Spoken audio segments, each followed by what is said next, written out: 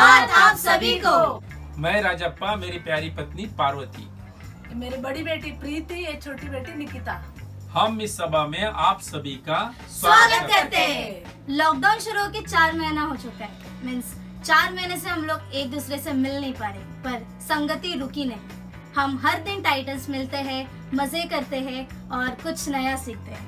हम सब सिस्टर सुबह जूम कॉल द्वारा परमेश्वर के साथ समय बिताते। हम सब सिस्टर जूम के द्वारा मिलते हैं और बहुत कुछ सीखते हैं। हम सब भाई हफ्ते में 3 बार मिलते हैं और वचन से बहुत कुछ हम सीखते हैं। वचन क्या कहता है कि देखो, ये क्या ही भली और मनोहर बात है कि हम भाई लोग आपस में मिले रहे।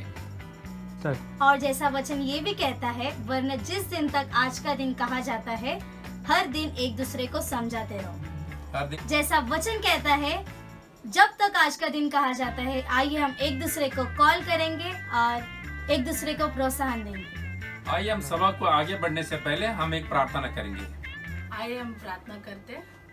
हे मेरे मान स्वर्गीय जीवित ईश्वर, धन्यवाद आज का दिन के लिए परमेश्वर। आपने परमेश्वर हमें संभाला और जीवित रखा, और परमेश्वर जो कुछ होगा परमेश्वर आपका अनुसार होगा। और आगे का सभा परमेश्वर आपके हाथ में सौंपती हूँ। छोटी सी प्रार्थना पवित्र पुत्र यीशु का द्वारा मांगती हूँ, आमीन।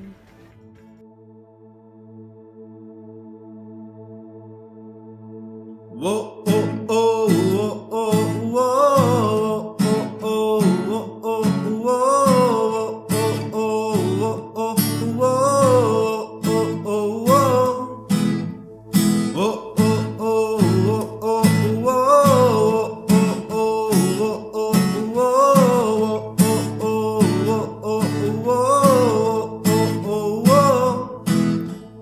देखो क्रूस पर प्रेम की सजा, उन हाथों पर नाम मेरा लिखा। देखो क्रूस पर प्रेम की सजा, उन हाथों पर नाम मेरा लिखा। मुझसे प्रेम यीशु ने किया है, देकर प्राण प्रभु फिर से जी उठा है। मुझसे प्रेम यीशु ने किया है, देकर प्राण प्रभु फिर से जी उठा है। तो मैं चिल्ला कर गाऊंगा, सबको ये सुनाऊंगा, मुझे प्रेम ने है पाया। मेरा अतीत बीत गया, मुझको अजीज मिल गया, सब कुछ हो गया है नया। वो ओ ओ ओ ओ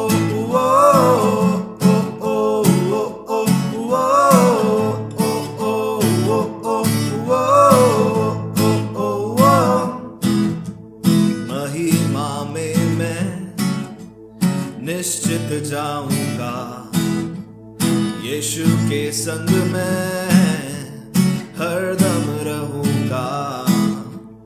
महिमा में मैं निश्चित जाऊंगा, यीशु के संग में हरदम रहूंगा। मुझसे प्रेम यीशु ने किया है, देकर प्राण प्रभु फिर से जी उठा है। मुझसे प्रेम यीशु ने किया है, देकर प्राण प्रभु फिर से जी उठा है। तो मैं चिल्ला कर गाऊंगा, सबको ये सुनाऊंगा, मुझे प्रेम ने है पाया। मेरा अतीत बीत गया, मुझको अजीज मिल गया, सब कुछ हो गया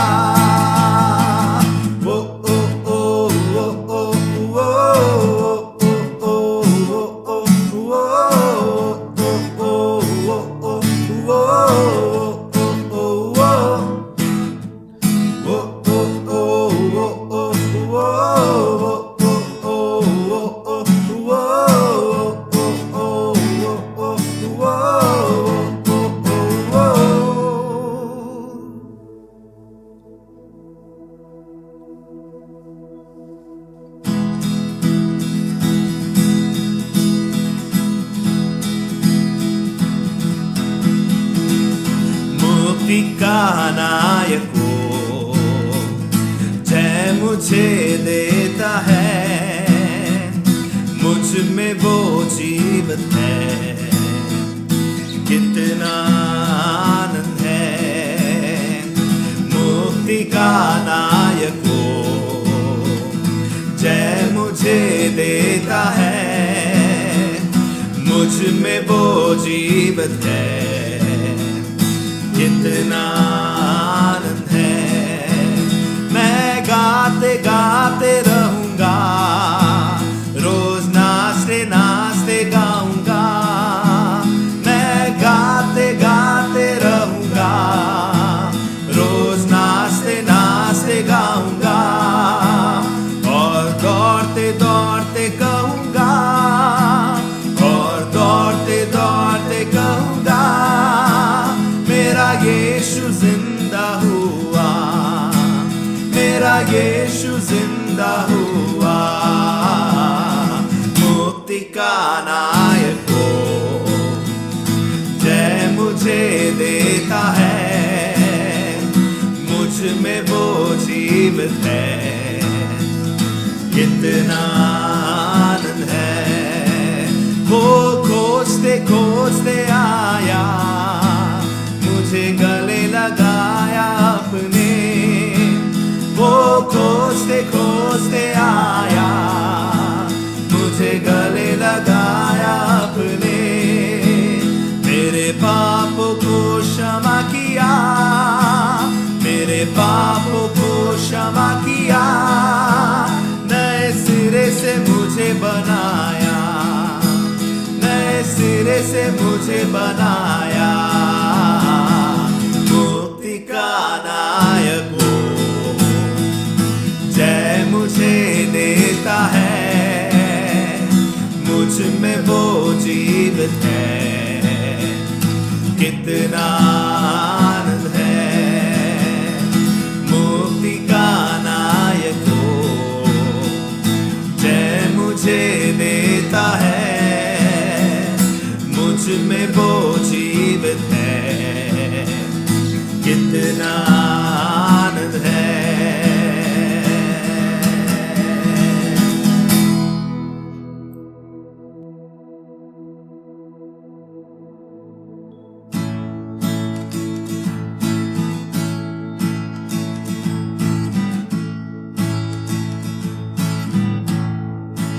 प्रभु तेरा प्यार सागर से भी गहरा, तू है महान आसमानों से भी ऊंचा। तेरे विचार सागर की रेत से ज्यादा। प्रभु तेरा दिल सृष्टि से भी है बड़ा। प्रभु मैं तुझसे प्यार करूं, प्रभु मैं तुझसे प्यार करूं। तेरी आराधना मैं करूं, आराधना। प्रभु तू ही है महान, प्रभु तू है महान।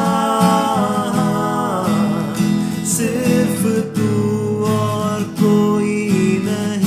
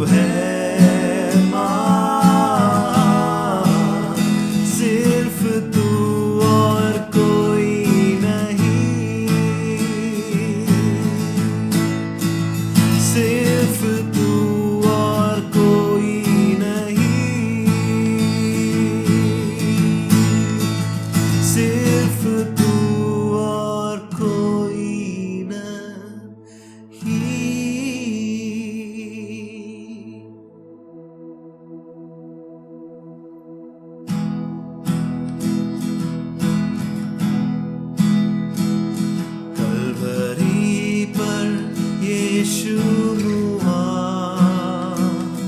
कलवरी पर यीशु हुआ, कलवरी पर यीशु हुआ, कलवरी पर यीशु हुआ। वहाँ जीवन का स्रोता बहा, वहाँ जीवन का स्रोता निकला, वहाँ जीवन का स्रोता बहा, वहाँ जीवन का स्रोता निकला। पापी प्यास अपनी तू बुझा, कलवरी पर यीशु हुआ, कलवरी पर यीशु हुआ, कलवरी पर यीशु हुआ, कलवरी पर यीशु हुआ। उसके पंजर में भाला छिड़ा, उसके हाथों में कीले टूटी, उसके पंजर में भाला छिड़ा, उसके हाथों में कीले टूटी। उसने क्या क्या दुख ना सहा, कलवरी पर यीशु हुआ, कलवरी पर यीशु हुआ, कलवरी पर यीशु हुआ, कलवरी पर यीशु हुआ।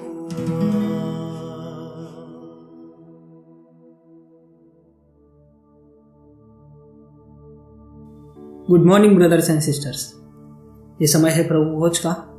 यह हमारी सभा में से एक महत्वपूर्ण भाग है जहाँ हम क्रूस को याद करके रोटी और दाखरस में भाग लेते हैं, जो मसीह यीशु के देह और लहू का प्रतीक है। आज मैं चाहता हूँ कि हम यीशु मसीह के उस समय को याद करें जब उसने गत्सेमनी के बाग में प्रार्थना की थी, और यह घटना मत्ती, मरकुस और लूक की पुस्तिका में है। आज हम मरकुस की किताब से पढ़ेंगे। हम पढ़ेंगे मरकुस अध्याय 14 वचन 32 से लेकर 36। फिर वे गत्सेमनी नामक एक जगह में आए और उसने अपने चेलों से कहा, यहाँ बैठे रहो जब तक मैं प्रार्थना करूं। और वह पतरस और याकूब और यूहन्ना को अपने साथ ले गया और बहुत ही अधीर और व्याकुल होने लगा और उनसे कहा, मेरा मन बहुत ही उदास है, यहाँ तक कि मैं मरने पर हूँ। तुम यहाँ ठहरे और जागते रहो। फिर वह थोड़े आगे बढ़ा और भूमि पर गिरकर प्रार्थना करने लगा, यदि हो सके तो यह घड़ी मुझ पर से टल जाए। और कहा, हे अब्बा, हे पिता, तुझसे सब कुछ हो सकता है, इस कटोरे को मेरे पास से हटा ले। तो भी जैसा मैं चाहता हूँ वैसा नहीं, पर जो तू चाहता है वही हो। वचन 34 कहता है कि यीशु यहाँ पर बहुत ही उदास थे, बहुत ही पीड़ा में थे और अपने आप को मरते हुए महसूस कर रहे थे। अगर हम लूका की किताब में पढ़ेंगे, लूका 22 से 44 इसी घटना के बारे में बात करता है। लूका 22 में 44, वह अत्यंत संकट में व्याकुल होकर और भी हार्दिक वेदना से प्रार्थना करने लगा और उसका पसीना मानो लहू की बड़ी बड़ी बूंदों के समान भूमि पर गिर रहा था। कब किसी व्यक्ति का पसीना खून की तरह टपकता है? यह बहुत ही असाधारण बात है जहाँ किसी व्यक्ति का पसीना खून की तरह टपकता है, और उसे कहते हैं हेमेटोहाइड्रोसिस। जहाँ व्यक्ति खून का पसीना तब बहाता है जब वो किसी बहुत ही गहरे तनाव में या गहरे स्ट्रेस में हो। और यीशु यहाँ पर बहुत ही गहरे तनाव में थे, बहुत ही स्ट्रेस में थे। वो क्रूस के बारे में जानते थे। वो जानते थे कि वो बुरे लोगों के हाथ में सौंपे दिए जाएंगे। वो जानते थे कि उन्हें कोड़े मारेंगे, उसका मजाक उड़ाया जाएगा, उसको बिना वस्त्र सड़कों पर चलाकर उसकी निंदा की जाएगी और उसको क्रूस पर लटकाया दिया जाएगा। अगर ऐसे मुझे पता चला कि मेरे साथ ऐसा होने वाला है तो पिता से पहले ही कह देता है कि इस कटोरे को मेरे पास से हटा ले। पर यीशु ने यहाँ और एक लाइन ऐड कर दी। उन्होंने कहा, मैं चाहता हूँ वैसे नहीं, पर जो तू चाहता है वही हो। जब वो इतनी पीड़ा से गुजर रहे थे, तकलीफों से गुजर रहे थे, तब भी वो हमारे बारे में ही सोच रहे थे। दूसरा कुरिन्थियंस अध्याय 5:21 कहता है, जो पाप से अज्ञात था उसी को उसने हमारे लिए पाप ठहराया कि हम उसमें होकर परमेश्वर की धार्मिकता बन जाए। सोचिए कि अगर पूरी दुनिया के पापों के भार आपके ऊपर डाले जाए तो कि उस पापों के भार की कल्पना आप कर पाओगे? नहीं। 2000 साल पहले यीशु ने वो भार मेरे और आपके लिए उठाया था। वो खुद पाप बन गया था ताकि हम बच सके और हम परमेश्वर के साथ रहे। उनको पता था कि यह होने वाला है कि उसको पाप बनाया जाएगा, और इसीलिए यह आश्चर्य की बात नहीं कि मरने से पहले यीशु दर्द से चिल्ला उठे, हे मेरे परमेश्वर, तूने मुझे क्यों छोड़ दिया। तो जैसे हम प्रभु भोज लेंगे, मैं चाहता हूं कि हम उस पीड़ा को, उस दर्द को, उस दुख को याद करें जब वो गार्डन में प्रार्थना कर रहे थे। उनको पता था कि वो क्रूस पर लटकाए जाएंगे, उनको पता था कि वो पापों की भेंट के लिए चढ़ाए जाएंगे, उनको पता था कि उनके पिता उनको छोड़ देंगे, और फिर भी वो आगे बढ़े और उन्होंने ऐसे होने दिया क्योंकि वो हमसे बहुत प्यार करते हैं और चाहते हैं कि हम परमेश्वर के साथ रहें और अनंत काल तक उनके साथ बिताएं।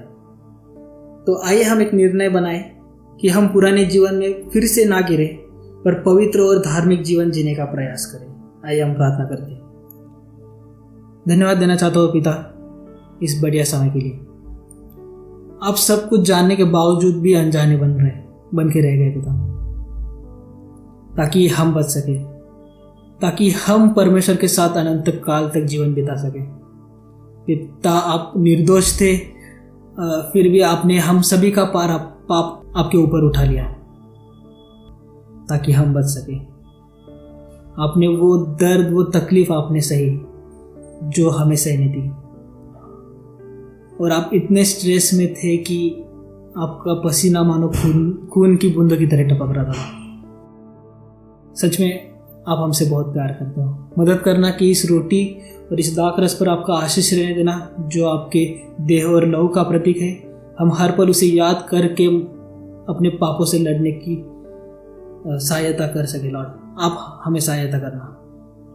धन्यवाद देना चाहता हूँ फिर से इस समय के लिए। आगे के सारा समय आप ही के हाथों में सौंपता हूँ। ये छोटी सी प्रार्थना प्यारे पुत्र यीशु मसीह के नाम से करता हूँ, आमीन।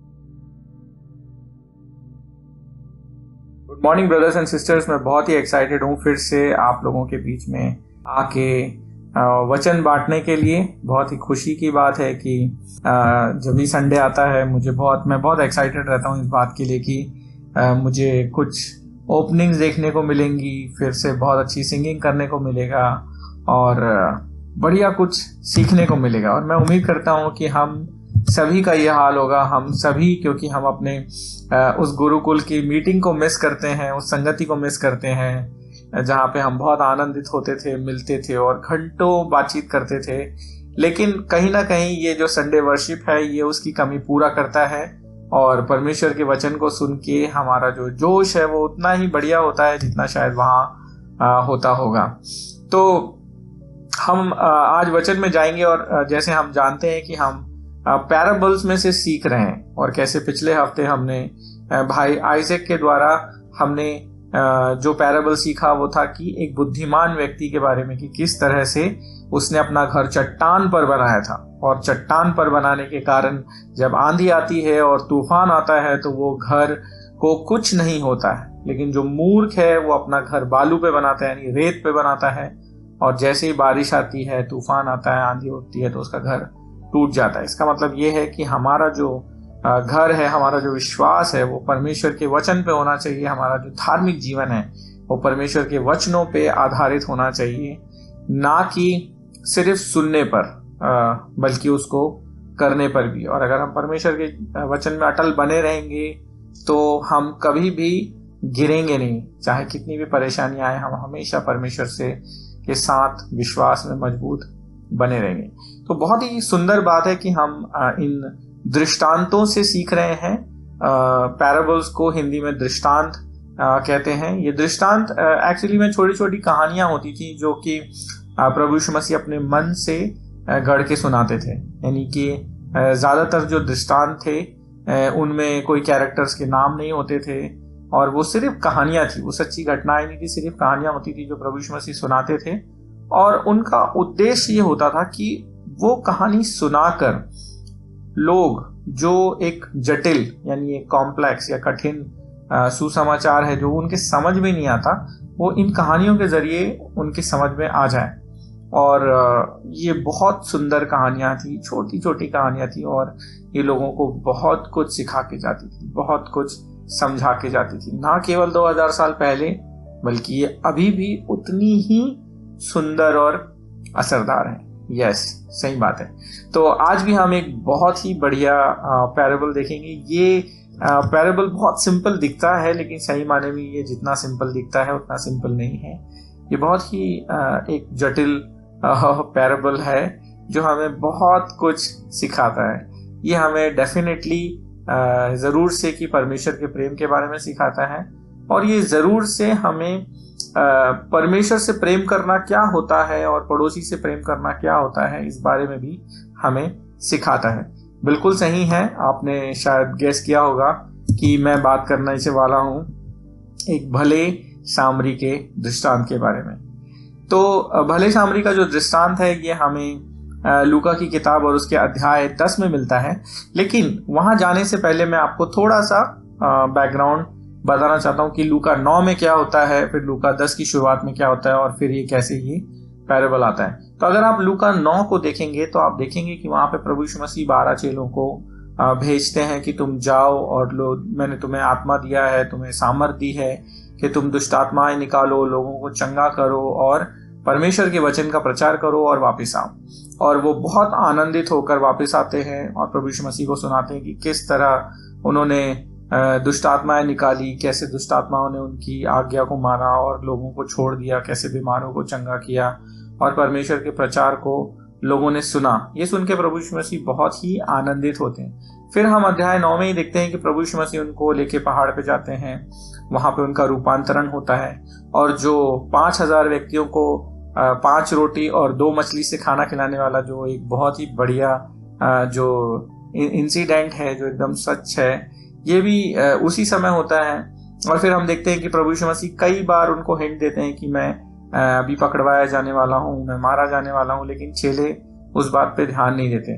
तो जब प्रभु यीशु मसीह पहाड़ पे होते हैं और उनका रूपांतरण होता है, तो ये वो समय होता है जबकि एलिया और मूसा प्रभु यीशु मसीह की जो योजना थी, जो परमेश्वर पिता की जो योजना थी कि अपने बेटे को बलिदान करें, उसके बारे में बात करने के लिए और उनको प्रोत्साहन देने के लिए उनसे मिलते हैं। और पतरस और यूहन्ना वहां पे देखते हैं कि प्रभु यीशु मसीह का रूपांतरण हो गया है और प्रभु यीशु मसीह अपने क्या बोलना चाहिए, स्वर्गीय रूप में वहां पे उनको दिखाई देते हैं। फिर हम देखते हैं कि अंत में ऐसा होता है कि प्रभु यीशु मसीह एक व्यक्ति को बोलते हैं कि मेरे पीछे हो ले, और वो कहता है कि पहले मैं अपने पिता को गाड़ आऊं, और प्रभु यीशु मसीह उस व्यक्ति को कहते हैं कि मुर्दों को अपने मुर्दे गाड़ने दो। तो ये था अध्याय 9 मत्ती का। और अध्याय 10 में इसी तरह का कुछ होता है, जबकि प्रभु यीशु मसीह 72 लोगों को वहां पे उन्होंने भेजा अपने चेलों को, यहाँ पे वो 72 लोगों को भेजते हैं और उनको बोलते हैं कुछ मत लो, झोली मत लो, थैली मत लो, कुर्ता मत लो, तुम प्रचार करने जाओ और मैं तुम्हें सामर्थ देता हूँ, तुम लोगों को चंगा करोगे, दुष्ट आत्माओं को निकालोगे और जिस भी घर में जाओ वहाँ बोलो कि यहाँ पे कल्याण हो, वहीं पे रुको, जो तुम्हें दिया जाता है वो खाओ और लोगों को परमेश्वर के राज का प्रचार करो। तो मैं ऐसा सोचता हूँ कि प्रभु यीशु मसीह ये समय था जबकि क्रूस पे जाने की तैयारी कर रहे थे और वो एक मॉडल देखना चाहते थे, या ये कहूँगा कि एक योजना जो प्रभु यीशु मसीह की थी, जो परमेश्वर पिता की थी या है, कि किस तरह से उनके जाने के बाद सारी दुनिया में परमेश्वर के राज का प्रचार हो। उसका एक शुरुआती मॉडल वो देखना चाहते थे, किस तरह पहले 12 चेलों को भेज के फिर उन 72 लोगों को भेज के कि वो किस तरह से दिखेगा। और जब वो लौट के आते हैं तो प्रभु यीशु मसीह बहुत आनंदित होते हैं और वो 72 लोग बहुत आनंदित होते हैं और कहते हैं कि हमने बहुत बड़े बड़े काम किए, हमने लोगों को चंगा किया, दुष्ट आत्माएं हमने निकाली, और वो बहुत ही आनंद के साथ वो सुसमाचार सुनाते हैं। और प्रभु यीशु मसीह इतना आनंदित होते हैं कि ऐसा लिखा है कि वो परमेश्वर पिता से प्रार्थना करते हैं, कहते हैं धन्यवाद परमेश्वर कि आपने इन लोगों को मुझे दिया। और वो बहुत ही खुश होते हैं और ये कहते हैं कि पुत्र को कोई नहीं जानता सिवाय पिता के, या पिता को कोई नहीं जानता सिवाय पुत्र के।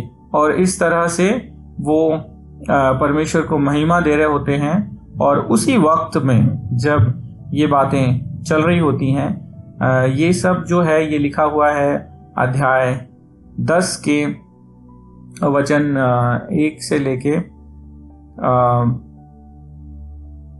24 तक में। तभी वहां पे ऐसा लिखा है कि एक व्यवस्थापक उठता है। शायद वो बैठ के प्रभु यीशु मसीह को देख रहा होगा कि उसने प्रभु यीशु मसीह किस तरह अपना रिश्ता परमेश्वर से एक पिता और पुत्र का दिखा रहे हैं, और शायद वो चाहता होगा कि उस चीज को ब्रेक करे और वो प्रभु यीशु मसीह की परीक्षा लेने के लिए उठ खड़ा होता है और प्रभु यीशु मसीह से वो एक सवाल पूछता है। तो इस तरह से वचन में लिखा है। हम वचन में जाएंगे, हम लोग पढ़ेंगे लूका 10 अध्याय 10 और वचन 25 से हम पढ़ेंगे वचन 29 तक और उसके बाद फिर आगे पढ़ेंगे। तो इस तरह से कहता है कि और देखो एक व्यवस्थापक उठा। ये व्यवस्थापक जो शब्द है ये उन लोगों का है जो बहुत अच्छी तरह से वचन के जानने वाले थे और सारे जो नियम हैं, जो लॉज हैं, जो पुराने नियम की किताब में या तोरा में लिखे हैं, उनको बहुत अच्छी तरह ये जानते थे और उनके बहुत बड़े ज्ञानी और ज्ञाता लोग थे। तो ये जो व्यक्ति था, जो व्यवस्थापक था, ये भी उनमें से एक था और ये वचन का बहुत अच्छा जानने वाला था। कैसे, हम लोग देखते हैं। तो इस तरह लिखा है, और देखो एक व्यवस्थापक उठा और यह कहकर उसकी परीक्षा करने लगा कि हे गुरु, अनंत जीवन का वारिस होने के लिए मैं क्या करूं? उसने उससे कहा कि व्यवस्था में क्या लिखा है, तू कैसे पढ़ता है? उसने उत्तर दिया कि तू प्रभु अपने परमेश्वर को अपने सारे मन और अपने सारे प्राण और अपनी सारी शक्ति और अपनी सारी बुद्धि के साथ प्रेम रख और अपने पड़ोसी से अपने समान प्रेम रख। और उसने उससे कहा, तूने ठीक उत्तर दिया, यही कर तो तू जीवित रहेगा। यहाँ पर हम देखते हैं कि ये जो व्यवस्थापक था ये वचन में बहुत ही मजबूत था, क्योंकि पुराने नियम में जो तोरा यानी जो शुरुआत की 5 किताबें हैं उसमें कहीं पे भी ये दोनों चीजें कि परमेश्वर से अपने सारे मन, सारे प्राण और सारी शक्ति के साथ प्रेम रखना, अपनी सारी बुद्धि से प्रेम रखना और पड़ोसी से प्रेम रखना, ये जो वचन है ये दोनों कहीं भी एक साथ नहीं लिखे हुए हैं, बल्कि ये 2 अलग अलग जगहों पर लिखे हुए हैं। लेकिन वो व्यवस्थापक बहुत अच्छे से जानता था कि परमेश्वर के वचन का मतलब ये है, या सारा जो सार है परमेश्वर की वचनों का वो इन 2 वचनों में ही पूरा हो जाता है। एक जो वचन है वो मिलता है व्यवस्था विवरण 6:5 में, जहां पे ये लिखा है कि तू अपने परमेश्वर से अपने सारे प्राण, अपनी सारी शक्ति, अपने सारे मन और अपने सारे बुद्धि से प्रेम रखना। और जो दूसरा वचन है वो मिलता है लय व्यवस्था 19:18 में, जो ये कहता है परंतु एक दूसरे से अपने समान प्रेम रखना, मैं यहोवा हूं। तो आप देख सकते हैं कि पुराने नियम में कहीं भी ये जो वचन है ये एक साथ नहीं है, ये सिर्फ नए नियम में ये वचन है। लेकिन वो जो व्यवस्थापक था वो बहुत अच्छी तरह से वचनों को जानने वाला था और वो बहुत अच्छी तरह से जानता था कि परमेश्वर की जो सबसे बड़ी आज्ञाएं हैं वो क्या है। इसलिए वो बहुत साफ तरीके से प्रभु यीशु मसीह को बताता है कि जो आज्ञा है, जो परमेश्वर के वचन जो सबसे बड़ी आज्ञा है वो ये 2 आज्ञाएं हैं।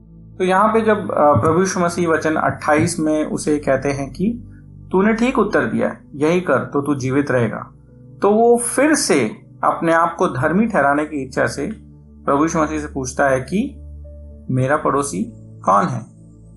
तब 30 से जब हम आगे पढ़ते हैं तो इस प्रकार लिखा है कि यीशु ने उत्तर दिया कि एक मनुष्य यरूशलेम से यरीहो को जा रहा था कि डाकुओं ने घेर कर उसके कपड़े उतार लिए और मार पीट कर उसे अधमरा छोड़कर चले गए। और ऐसा हुआ कि उसी मार्ग में से एक याजक जा रहा था, परंतु उसे देख के कतरा कर चला गया। इसी रीति से एक लेवी उस जगह पर आया, वह उसे देख के कतरा कर चला गया, परंतु एक सामरी यात्री वहां आ निकला और उसे देखकर तरस खाया और उसके पास आकर उसके घावों पर तेल और दाखरस डालकर पट्टी बांधी और अपनी सवारी के पर चढ़ाकर सराय ले गया और उसकी सेवा टहल की। दूसरे दिन उसने 2 दिनार निकालकर भटियारे को दिए और कहा, इसकी सेवा टहल करना और जो कुछ तेरा और लगेगा वह लौटने पर मैं तुझे भर दूंगा। अब तेरी समझ में जो डाकुओं में घिरा था, इन तीनों में से उसका पड़ोसी कौन ठहरा? उसने कहा, वही जिसने उस पर तरस खाया। यीशु ने उससे कहा, जा तू भी ऐसा ही कर। यहाँ पर हम देखते हैं कि प्रभु यीशु मसीह ने उसे फिर एक वृत्तांत, एक दृष्टांत सुनाया और उससे कहा, एक व्यक्ति के बारे में बताया जो कि यरूशलेम से यरीहो के तरफ जा रहा था और जाते जाते उसे डाकुओं ने लूटा और उसका सब कुछ ले लिया, यहाँ तक कि उसके कपड़े भी उतरवा लिए, उसे नंगा और अधमरा करके उसे छोड़ दिया। तो हम ये देखते हैं ब्रदर सिस्टर्स की किस तरह प्रभु यीशु मसीह ने वृत्तांत में ये बताया कि एक सच्चा पड़ोसी कैसा होना चाहिए या कौन होना चाहिए। लेकिन सबसे पहले हम वो उदाहरण देखते हैं जहां पे वो लोग जो याजक थे, लेवी थे, यानी परमेश्वर के सेवक थे, परमेश्वर की सेवा करने वाले थे, परमेश्वर के वचन को जानने वाले थे, रात दिन परमेश्वर को पूजने वाले थे, वो लोग वहां से कतरा कर चले गए। तो मेरा जो पहला अंक है वो ये है कि क्या हम उस याजक या लेवी के समान हैं जो एक अधमरे की मदद नहीं करते। तो मेरा जो पहला अंक है इस वृत्तांत में यह है कि क्या हम वैसे याजक हैं या लेवी हैं जो परमेश्वर का वचन जानते हैं लेकिन हम लोगों की मदद नहीं करते। तो आप ये कहेंगे कि ऐसा कब होता है कि हम याजक हैं या हम लेवी हैं या हम लोगों की मदद नहीं करते। लेकिन मैं ये देखता हूँ ब्रदर सिस्टर्स, अगर मैं आपको बताऊं तो कि हम लोग कलीसिया में हैं, हम लोग परमेश्वर के वचनों को बहुत अच्छी तरह सीखते रहते हैं, जानते हैं, सुनते रहते हैं। हमने बपतिस्मा लिया है, हम कभी प्रचार करते हैं, कभी ऐसा होता है कि कोई बीमार होता है, हम उपवास भी रखते हैं, प्रार्थना भी करते हैं, ये सारी चीज़ें हम लोग करते हैं। लेकिन मैं जो मसीही जीवन देखता हूँ, मेरा खुद का या हमारे आसपास का, तो मैं हमेशा देखता हूँ कि हम जो शिष्य हैं, हम बहुत ज़्यादा अपने आप में रहते हैं। मिनिस्ट्री जाना, मिनिस्ट्री में रहना, फन टाइम करना, मैरिज का मीटिंग करना, सिंगल्स का मीटिंग करना, पिकनिक जाना और इस तरह की बहुत सारी फन एक्टिविटी में रहते हैं। परिवार के बारे में सीखते रहना, पति पत्नी टाइम बिताना, पत्नी बच्चे टाइम बिताना, और हमारा बहुत सारा फोकस सिर्फ अपने परिवार के ऊपर भी रहता है।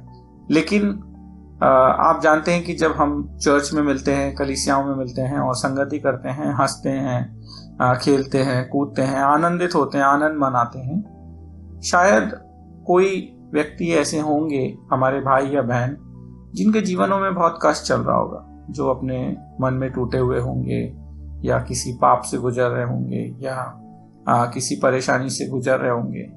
तो क्या हम जानने की कोशिश करते हैं कि लोगों के जीवन में क्या चल रहा है? क्या हम जानने की कोशिश करते हैं कि हमारे भाई बहन की परिस्थिति कैसी है, क्या वो सच में अच्छे हैं, या हमारे आसपास के लोग, हमारे दोस्त, हमारे मित्र, हमारे साथ ऑफिस में काम करने वाले कोलीग, क्या हम उनके जीवन में इंटरेस्ट रखते हैं, क्या हम उनके जीवनों में झांक के देखते हैं कि क्या उनको शैतान ने लूटा है, क्या शैतान ने उनको अधमरा करके छोड़ा है, क्या वो बहुत परेशानी में है या तकलीफ में या किसी मेंटल ट्रॉमा से, किसी मानसिक तनाव से गुजर रहे हैं, या वो आनंदित है, बढ़िया है, या क्या उनको परमेश्वर की जरूरत है। कई बार हम ये चीजें बहुत कम करते हैं, या हम सिर्फ इसलिए करते हैं कि हमारी मिनिस्ट्री में एक प्लान बनता है कि आज हमें इवेंजलिज्म करना है, इसको चर्च बुलाना है, उसको चर्च बुलाना है, इसको इनवाइट करना है, उस दोस्त को इनवाइट करना है, और उसी चक्कर में हम लगे रहते हैं। लेकिन लोगों के जीवन में हम बहुत कम दखल रखते हैं। मैं आपको एक घटना सुनाना चाहूँगा। जब मैं एक कंपनी में काम करता था, मेरी जो अभी जिसमें मैं काम करता हूँ उसके पहले की कंपनी, उसका नाम था ट्रांस एशिया। वहाँ पे एक लड़के ने ज्वाइन किया। वो बहुत ही बढ़िया लड़का था। मैं उसका नाम शायद अभी भूल रहा हूँ, लेकिन वो बहुत ही बढ़िया लड़का था, एकदम यंग लड़का था, कुछ 30-32 साल का लड़का होगा, शादीशुदा था, उसकी एक बेटी थी जो शायद 10-11 साल की थी, और वो बहुत ही सुलझा हुआ और बहुत ही हंसमुख लड़का था, बहुत इंटेलिजेंट था। वो एप्लीकेशन की टीम में काम करता था और मैं उससे हमेशा मिलता रहता था और बहुत अच्छा समय बीतता था। एक दिन मुझे खबर आती है कि उस लड़के ने आत्महत्या कर ली, और मुझे बहुत ज़्यादा शौक लगा, इतना ज़्यादा शौक लगा कि ये कैसे हो सकता है, इतना बढ़िया लड़का, इतना हंसमुख लड़का, इतना हंसने वाला, इतना अच्छा मिलने वाला, मजाक करने वाला, कैसे आत्महत्या कर सकता है। लेकिन फिर बाद में पता चला कि उसका एक पारिवारिक तनाव चल रहा था उसकी पत्नी के साथ। ऐसा भी सुनने में आया कि शायद उसकी पत्नी का कहीं और रिश्ता था और वो तलाक लेना चाह रही थी, और वो बहुत सारे स्ट्रेस से गुजर रहा था और वो उस स्ट्रेस को बेयर नहीं कर पाया और उसने आत्महत्या कर ली। मुझे बहुत दुख हुआ ये जानकर कि वो मेरा अच्छा दोस्त था, मैं उसे जानता था, मैं उससे बातचीत करता था, लेकिन मेरा ऑफिस में उससे बातचीत सिर्फ उसके ऊपरी जीवन की तरफ था जो मुझे दिखता था। लेकिन मैंने कभी खोदने की, जानने की कोशिश नहीं करी कि क्या उसके जीवन में कोई कठिनाई है, क्या उसके जीवन में कोई स्ट्रेस है, या वो कहीं से मारा हुआ है, कूटा हुआ है, या टूटा हुआ है। मैंने बिल्कुल भी समझने की कोशिश नहीं करी, मुझे इंटरेस्ट भी नहीं आया, या मैं अपने आप में इतना बिजी था कि मैंने ध्यान भी नहीं दिया। ब्रदर सिस्टर्स, कई बार ऐसा ही होता है कि बहुत सारे लोग हैं हमारे आसपास जिनको शैतान ने अधमरा करके, नंगा करके, लूट के छोड़ा है, और वो बहुत तकलीफ में है, और हम उस महान परमेश्वर के मानने वाले हैं, इसलिए हम हमेशा उसके आंगनों में, उसके बागीचे में, उसके बाड़े में रहते हैं, और हमें कोई परेशानी नहीं है, हम बहुत आनंदित हैं, क्योंकि हम प्रार्थना करते हैं, हमारे लिए हो जाता है, हमारे बच्चे चंगे हो जाते हैं, हमारी नौकरियां मिल जाती हैं, हमें हमारी पैसे की तंगियां दूर हो जाती हैं, और हम बहुत आनंदित रहते हैं। लेकिन संसार में बहुत लोग हैं जो इस खुशी से दूर हैं, और हमारी जिम्मेदारी बनती है कि हम उनको पूछें, हम उनको जाके बताएं मसीह के बारे में, उनके बारे में जानने की कोशिश करें, समझने की कोशिश करें कि वो किस परिस्थिति में जी रहे हैं। लेकिन कई बार, ज्यादातर हम ये सब नहीं करते, और हमने सालों साल कलीसिया में सिर्फ अपना आनंद बिताते हुए, अपने परिवार के सुख देखते हुए, अपने घर वालों का, बच्चों का, अपना खुद का सुख देखते हुए बिताया है। शायद हमने इवेंजलिज्म किया होगा, लेकिन लोगों को कलीसिया बुलाया होगा, किसी के साथ बाइबल स्टडी भी किया होगा, लेकिन वो सब एक प्लान के तहत होता है, हम दिल से वो काम नहीं करते हैं। तो हम जरूर धार्मिक कहला सकते हैं, हम जरूर कहला सकते हैं कि हमारे अंदर पवित्र आत्मा है, लेकिन हम भी कहीं ना कहीं उन याजक और लेवी के समान है जिसने उस अधमरे व्यक्ति को देखा और कतरा कर चले गए। वो जिस तरह वो इन्वॉल्व नहीं होना चाहते थे उसकी मदद में कि उनको भी कौन खून से लथपथ होंगे, या लेट होगा, या वो अपवित्र हो जाएंगे, उसी प्रकार हम भी शायद संसार के दुख में विलुप्त नहीं होना चाहते, या हम उसमें उनको हाथ बढ़ा के हाथ देना नहीं चाहते, और हम अपने जीवन में मसीह के आनंद में रहते हैं, और हम सोचते हैं कि यही धार्मिकता है। लेकिन ब्रदर सिस्टर्स, ऐसा नहीं है। हमें बहुत सजग रहना है, क्योंकि परमेश्वर चाहता है कि हम ध्यान रखें कि हमारे आसपास क्या चल रहा है, और हमें हर किसी से संवेदनशील रहना बहुत ज़रूरी है, चाहे वो हमारे कलीसिया का कोई भाई हो, किसी पाप में हो, किसी कमी में हो, किसी गलती में हो, या फिर वो बाहर का कोई व्यक्ति हो। पर हाँ, एक बात मैं आपको चेतावनी के तौर पे ज़रूर बताना चाहूँगा, और मैं समझता हूँ कि ये बहुत ज़रूरी है। पैसे का लेन देन हम कलीसिया में बहुत ज़्यादा इसीलिए अलाउ नहीं करते हैं क्योंकि हमेशा हमने देखा है कि कलीसिया में जब भी पैसों का लेन देन होता है उसका जो बुरा आघात है वो हम कलीसिया के ऊपर देखते हैं। लोग एक दूसरे से पैसे लेते हैं, लौटाते नहीं हैं, लेकिन इल्ज़ाम हमेशा कलीसिया पे आता है, चर्च पे आता है, लीडर्स पे आता है। तो वो हम बिल्कुल प्रमोट नहीं करते कि आप अपनी गलत इंटेंशंस के कारण या आपकी गलत प्लानिंग के कारण एक दूसरे का फ़ायदा उठाएं। पर सलाह लेकर, मदद लेकर हमेशा हम लोगों के दुख दर्द को बहुत संवेदनशील होकर देखें, ये बहुत ज़रूरी है। आमीन। तो मैं उम्मीद करता हूँ कि हम ऐसे लेवी या याजक ना बने जिनके मुंह पे बहुत परमेश्वर है और बहुत वचन है, लेकिन जीवन में लोगों के लिए संवेदनशीलता बिल्कुल भी नहीं है। तो मेरा जो दूसरा अंक है वो है कि हम एक अच्छे या भले सामरी बने। तो हम देखते हैं कि किस प्रकार, अगर आप वचन में हम फिर से जाएं और गहराई से देखें कि उस व्यक्ति ने, जो सामरी व्यक्ति था, उसने क्या किया। सामरी व्यक्ति वो होते थे जिनसे यहूदी बात भी नहीं करते थे, जिनसे व्यवहार रखना वो पाप समझते थे। उनको लगता था कि सामरी मतलब एक शैतान है, हमें इससे दूर रहना है और इनसे कोई भी व्यवहार नहीं रखना है, जबकि वो भी मनुष्य हैं, मनुष्य, और वो भी लोग हैं, वह भी परमेश्वर के रचे हुए लोग हैं, लेकिन इस तरह का व्यवहार यहूदी उनसे रखते थे। तो हम देखते हैं कि जो सामरी व्यक्ति है, इसके बारे में लिखा है कि जब ये वहां से निकला, गुजरा, तो उसने तरस खाया। जो सबसे पहला वचन आता है कि उसने तरस खाया उस व्यक्ति को देखकर जो नंगा, अधमरा, लूटा, खून में लथपथ, घायल पड़ा हुआ था। और जब वो उसके पास आया तो ऐसा लिखा है कि उसने उसके घाव पर तेल डाला और दाखरस डालकर पट्टी बांधी। आप सोच सकते हैं कि जब हमारे घर में किसी व्यक्ति को चोट लगती है और उसका खून निकल रहा हो और कोई बड़ा घाव लगाओ, तो फिर भी हमारे लिए फिर भी आसान है कि हम उसको पट्टी बांधें। हालांकि उसमें भी बहुत मुश्किल होता है। मेरा तो दिल बहुत पिघलता है अगर मैं इस तरह का खून या घाव देखूं तो। लेकिन वही अगर हम किसी और व्यक्ति, एक अजनबी व्यक्ति को उतना ज़्यादा घायल देखें, तो शायद जो लोग मेडिकल से रिलेटेड काम नहीं करते, उनकी हिम्मत भी नहीं होगी कि वो उसको हाथ लगाएं। लेकिन इस व्यक्ति ने चिंता नहीं करी अपने कपड़ों की कि मेरे कपड़े उसके खून से लथपथ हो जाएंगे, या मैं कैसे उसके घाव को मलहम लगाऊं, या कैसे उसके घाव को साफ करूं। बहुत मुश्किल होगा, वो शायद धूल में सने होंगे और वो चीखता होगा, लेकिन उसने इस बात की कुछ भी चिंता नहीं करी। उसने बहुत बढ़िया रीति से उसके सारे घावों को साफ किया, उन पे ऐसा लिखा है दाखरस लगाया और पट्टी बांधी, मतलब उसे पूरा साफ सुथरा किया, उसके घावों को दूर करने की कोशिश की।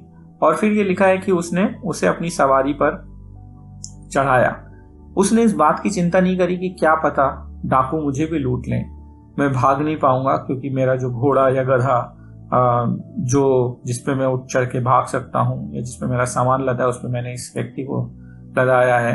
वो कुछ उसने नहीं सोचा, लेकिन उसने सिर्फ एक ही बात सोची कि मुझे इस व्यक्ति की मदद करना है, क्योंकि उसको तरस आया उस व्यक्ति पर। और ऐसा लिखा है कि फिर उसको लेकर वो एक सराय में गया और वहां उसकी सेवा टहल की। आप सोचिए कि वो समझता था कि मैं इसको ज्यादा देर सवारी पे बैठा के नहीं ले जा सकता, मुझे इसको एक जगह में ले जाना पड़ेगा जहाँ पे मैं इसको एक जगह पे लेटाऊं, आराम दूं, उसको शायद भोजन देना पड़ेगा, इसकी सेवा टहल करनी पड़ेगी। और उसने वो पूरा काम किया। उसको एक होटल में ले गया, एक सराय में ले गया, वहाँ पे उसको रुकाया, शायद उसने अच्छे से उसके मलहमों को फिर से धोया होगा, उस पर नया दाखरस या जो भी उस समय दवाइयाँ होती होंगी या तेल होंगी वो लगाया होगा, और उसको उसने सेवा की होगी और काफ़ी कष्ट उसके लिए उठाया होगा। और ऐसा लिखा है कि उसने दूसरे दिन सुबह जो वहाँ पे उस होटल का जो या उस सराय का जो व्यक्ति था उसको बुलाया, और उसको ऐसा लिखा है कि भटियारे को, यानी वो जो व्यक्ति जो उस सराय का देखभाल करने वाला, उसको 2 दिनार दिए और कहा कि इसकी सेवा टहल करना, और जो कुछ तेरा और लगेगा वह लौटने पर मैं तुझे दूंगा। ब्रदर सिस्टर्स, ये जो 2 दिनार है, ये 2 रुपए नहीं है, या 20 रुपए नहीं है, या 200 रुपए नहीं है। अगर आप देखेंगे तो ये 2 दिनार बहुत बड़ा अमाउंट है। ये इतना बड़ा अमाउंट है कि ये उस सराय का 1 महीने से ज्यादा रहने और खाने का खर्चा है। 1 महीने से ज्यादा रहने और खाने का खर्चा है। वो जो व्यक्ति था, सामरी व्यक्ति, वो ये जानता था बहुत अच्छे से कि ये जो व्यक्ति है जो इतना घायल है, ये 4-5 दिन में ठीक नहीं होगा, इसे बहुत समय लगेगा। और वो ये भी जानता था कि मैं इतना समय शायद नहीं दे पाऊंगा, क्योंकि मुझे व्यापार के लिए जाना है, मुझे मेरे काम के लिए जाना है। लेकिन उसको चिंता थी कि ये व्यक्ति को कुछ नहीं होना चाहिए, इसलिए उसने अपने पैसे दिए। उसने पूरे महीने का उस सराय का किराया और खाने पीने का सब कुछ, इतना पैसा उस व्यक्ति को दिया और बोला कि इसकी सेवा टहल करना, और इसके बाद भी कुछ लगेगा तो मैं लौट के तुझे दूंगा। सोचिए कितना बढ़िया दिल उस सामरी व्यक्ति का था। तो अगर आप पूछेंगे कि हम इससे क्या सीख सकते हैं, क्या हमें इतना सारा पैसा होना चाहिए लोगों को देने के लिए तभी हम एक सामरी बन सकते हैं, या क्या हम बहुत सारा पैसा दें? यहाँ पैसे की बात नहीं है ब्रदर सिस्टर, लेकिन यहाँ पे एक दिल की बात है। ये जो सामरी व्यक्ति ऐसा लिखता है कि इसने उस घायल व्यक्ति को देख के तरस खाया और उसकी सेवा करी। हमारे आसपास बहुत सारे लोग हैं जिन्हें ज़रूरत है हमारी मदद की, जिन्हें हमने तरस खाना चाहिए। हो सकता है कोई शायद किसी पाप से गुजर रहा हो, किसी क्राइसिस से गुजर रहा हो, किसी परेशानी से गुजर रहा हो, किसी स्ट्रगल से गुजर रहा हो, धार्मिकता में अच्छा नहीं कर रहा हो। ऐसे बहुत सारे लोग हैं हमारे आसपास, और परमेश्वर चाहता है कि हम उनकी परिस्थितियों को देखें और मेहनत करें। अब इस व्यक्ति ने कितना मेहनत किया, उसको अकेले साफ किया। हम उनकी परिस्थितियों को करीब से देखें, उनके घावों को छुएं। हमें शायद एफर्ट करना पड़ेगा, हो सकता है किसी व्यक्ति के लिए हमें उपवास रखना पड़े कि परमेश्वर इस व्यक्ति के दिल को बदल दे। आपको पता है कि बहुत सारे ऐसे सिस्टर्स हैं हमारी कलीसिया में जिनके बच्चे नहीं हो रहे थे, ऐसे कपल्स हैं जिनके बच्चे नहीं हो रहे थे, और बहुत लोगों ने जो शायद उनको अच्छे से जानते भी नहीं थे, जब उनको प्रेयर का रिक्वेस्ट आया तो उन्हें प्रार्थना किया और बहुत सारे लोगों को बच्चे हुए। मैं खुद भी इस बात का एक उदाहरण हूँ, और भी बहुत सारे ऐसे उदाहरण हैं। या बहुत सारे ऐसे लोग जिनको नौकरी नहीं लग रही थी, जिनकी शादी नहीं हो रही थी, लोगों ने प्रार्थनाएं की उनके बारे में, लगातार प्रार्थनाएं और वो हो गया, वो चंगे हो गए, या उनकी नौकरियां लग गई, या उनकी शादी हो गई। तो हो सकता है कि हमें उस व्यक्ति के लिए शायद रात भर प्रार्थना करनी पड़े, हो सकता है हमें उससे जाके मिलना पड़े, हो सकता है हमें उसे बार बार चेज करना पड़े, उसे प्रेम दिखाना पड़े, या उसे किसी पाप में से निकालने के लिए हमको काफी आगे मेहनत करना पड़े। लेकिन क्या हम तैयार हैं अपने कंफर्ट को छोड़ने के लिए, अपने काम को थोड़ा रोक के उन व्यक्तियों के लिए जो परमेश्वर में आना चाहते हैं, या घायल हैं, या परेशान हैं, उनके लिए अपना समय देने के लिए? हमें चाहिए कि हम उनकी परिस्थितियों को समझें। एक वचन मैं आपको इस समय बताना चाहता हूं जो आप बहुत अच्छे से जानते होंगे, जहां पे प्रभु यीशु मसीह बोलता है कि पके हुए खेत तो बहुत हैं, खेत के स्वामी से कहो कि वो मजदूरों को भेजें। आप जानते हैं कि ये पके हुए खेत क्या है और खेत का स्वामी कौन है? खेत का स्वामी है परमेश्वर पिता, और ये पके हुए खेत हैं संसार के वो लोग जो तैयार हैं परमेश्वर के राज में आने के लिए। और आप जानते हैं कि वो मजदूर कौन है? वो मजदूर हैं हम खुद, हम लोग जो हम मसीह कहलाते हैं। हमारा काम है कि हम अपने परमेश्वर के खेत में मजदूरी करें, और ऐसे सारे लोगों को जो परमेश्वर जिनको अपने राज में बुलाना चाहता है, जिनको बचाना चाहता है, उनको परमेश्वर के राज में लेके आए। हमारा काम ये नहीं है कि हम परमेश्वर की आशीष से दी हुई बड़ी तनख्वाह और बड़ी नौकरी और बड़ा घर और ढेर बच्चे और खाना पीना, मटन चिकन और बीफ खाना और खा पी के मौज मस्ती मनाना, हंसना, बातें करना, मजाक करना, घूमना फिरना और आनंदित होना, या मीटिंगों में मिलना और 5-5 घंटे फेलोशिप करना, इसमें समय बिताएं। लेकिन हम इसलिए आए हैं कि हम परमेश्वर के राज में काम करें, उस खेत में काम करें। और ये काम हमारा एक लीडर के प्लान से नहीं होना चाहिए कि एक लीडर ने जब प्लान बनाया कि भाई इवेंजलिज्म करना है, हमने कई महीनों से नहीं किया, चलो 1 घंटा इवेंजलिज्म करके आते हैं, और हम गए इवेंजलिज्म करने और बड़े खुश हो गया जैसे हमने बहुत बड़ा काम किया। ये हमारा रोज का काम है, हमें इसकी मजदूरी खानी चाहिए। हमें परमेश्वर के राज में एक मजदूर के जैसे काम करना चाहिए, वो हमारा लक्ष्य है। प्रभु यीशु मसीह का हमारे ऊपर आज्ञा है, जाओ और मेरे राज का प्रचार करो। ये हमारे जीवन का रोजमर्रा का हिस्सा होना चाहिए, क्योंकि यही वो काम है जिससे हम परमेश्वर के राज में जीवित रहते हैं और रोटी खाते हैं। और कई बार ऐसा होता है कि हम अपने इस लक्ष्य से पूरी तरह से भटक जाते हैं या भटक चुके हैं। बहुत ज़रूरी है ब्रदर सिस्टर्स इस बात को ध्यान देना कि हमें बिल्कुल भी परमेश्वर के इस लक्ष्य से भटकना नहीं है। एक अच्छे सामरी की तरह अपने आसपास के लोगों से संवेदनशीलता दिखानी है, प्रेम दिखाना है, और जो भी ज़रूरत में है, चाहे उनकी कोई किसी भी किस्म की ज़रूरत हो, चाहे फाइनेंशियल ज़रूरत हो या धार्मिक ज़रूरत हो या वो किसी परेशानी में हो, हमें उनको अपना कंधा देना है, हमें उनके घावों को साफ करना है, हम उनको बचाना है, उनको परमेश्वर के राज में लेके आना है, उनको सुरक्षा देनी। जिस आनंद में हम हैं, हमको उस आनंद में उन लोगों को भी लेके आना है। ये हमारी ज़रूरत है। तो मैं विश्वास करता हूँ कि ये वचन जो हमने सुना एक भले सामरी का, इससे हमने सीखा होगा। इसमें हमने 2 अंक सीखे। पहला ये कि हमें धार्मिक शिक्षक या याजक या लेवी नहीं बनना है जो सिर्फ परमेश्वर का नाम जुबान से लेते हैं लेकिन धार्मिकता के काम से कतरा के चले जाते हैं, पर हमें एक भला सामरी बनना है जो परमेश्वर के राज में मेहनत करते हैं, परमेश्वर के राज में लोगों की चिंता करते हैं और अपने पड़ोसी से अपने समान प्रेम रखते हैं। जिस तरह चाहते हैं कि हमें ट्रीटमेंट मिले, वैसे ही हम अपने पड़ोसी से प्रेम रखते हैं। और हमारा पड़ोसी सारा संसार है, सारे संसार के लोग हमारे पड़ोसी हैं। तो हम परमेश्वर के उस आज्ञा को मान के चलें और उसी पे अपना सारा लक्ष्य दें। ब्रदर सिस्टर्स, आइए बहुत संवेदनशील बने, आसपास के लोगों का ध्यान रखें, उनके हाल चाल पूछें, उनके जीवन में क्या चल रहा है पूछें, उनके लिए प्रार्थना करें, उनके लिए उपवास रखें, और एक धार्मिक व्यक्ति नहीं लेकिन एक दयालु सामरी बनने की कोशिश करें। बहुत बहुत धन्यवाद आज का वचन सुनने के लिए। मैं पूरी उम्मीद करता हूं कि जिस तरह मैंने बहुत कुछ इस दृष्टांत से सीखा, आपने भी सीखा होगा। एक छोटी सी प्रार्थना करते हैं और यहाँ से हम अपने आज के इस सभा का अंत करेंगे। आइए हम प्रार्थना करते हैं। धन्यवाद परमेश्वर पिता, आप बहुत ही महान और प्यारे परमेश्वर हैं। मैं आपको बहुत ही धन्यवाद देता हूँ कि आपने हमें कितने आनंद से भरा है परमेश्वर पिता। हम बहुत ही आनंद का जीवन जीते हैं, बहुत ही आनंद का जीवन।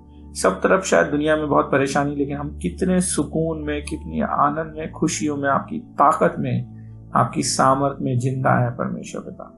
होने दीजिए परमेश्वर पिता कि हम सिर्फ आनंद न मनाते रहें, पर आपकी उस आज्ञा को, आपके लक्ष्य को जिसके लिए हम बुलाए गए हैं, उस पर ध्यान लगाएं और उसको पूरा करने में अपना पूरा दिल लगाने वाले हो सके। परमेश्वर पिता, हमारे दिल को तोड़िए और बदलिए। इस छोटी सी विनती को प्रभु यीशु मसीह के नाम से मांगता हूँ, सुनिए, ग्रहण कीजिए।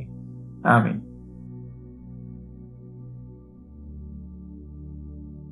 मेरे जीवन में मैंने कई बार ये देखा है कि मैं कई बार एक याजक या फिर लीवाई के जैसे बन जाता हूँ, जहाँ पर बस मैं खुद पर ही ध्यान देता हूँ कि मेरा स्पिरिचुअलिटी कैसा है, कि मेरा प्रार्थना का समय कैसा है परमेश्वर के साथ, और मेरा संबंध कैसा है परमेश्वर के साथ। और उसके बाद जब मैं देखता हूँ कि कोई वीक कर रहा है चर्च में, या फिर कोई किसी को मेरी ज़रूरत है, मैं बस उन्हें पीछे छोड़ के चला जाता हूँ। मैं अपना हाथ नहीं बढ़ाता और मैं उनकी मदद नहीं करता। पर आज का मैसेज मेरे लिए एक बहुत ही बढ़िया रिमाइंडर था कि एक समय था जब मैं ऐसे ही एक रोड में पड़ा था, अपने पापों में, अपने अंधकार में, और उस समय यीशु मेरे जीवन में आए, उस सामरी के जैसे, उस भले सामरी के जैसे, और उन्होंने मेरे सारे घाव को मिटा दिए और मुझे एक नया वस्त्र दिया और मुझे एक नया जीवन दिया अपने में। और ये बात हम सभी के जीवन में सच है। आइए हम भी यीशु के जैसे बने, इस भले सामरी के जैसे बने और हमारे भाई और बहनों को मदद करें। मैं आशा करता हूं कि आप दृष्टांत के इस सीरीज से बहुत कुछ सीख रहे हैं और अपने भाइयों बहनों के साथ बांट रहे हैं जो आप सीख रहे हैं। ये करने से आप उनकी भी मदद कर रहे हैं और अपनी भी मदद कर रहे हैं। आज का पॉडकास्ट खत्म करने से पहले हम एक आखिरी गीत गाएंगे और मैं आपको मिलूंगा अगले संडे इसी समय इसी जगह YouTube पर। तब तक के लिए परमेश्वर का आशीष आप सभी के जीवन में भरपूर रहे। आमीन।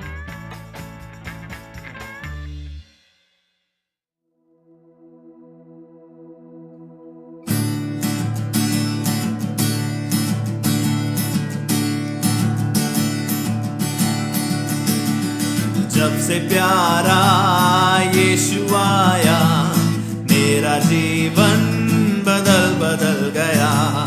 जब से मैंने उसे है पाया मेरा जीवन बदल गया। जब से प्यारा यीशु आया मेरा जीवन बदल गया।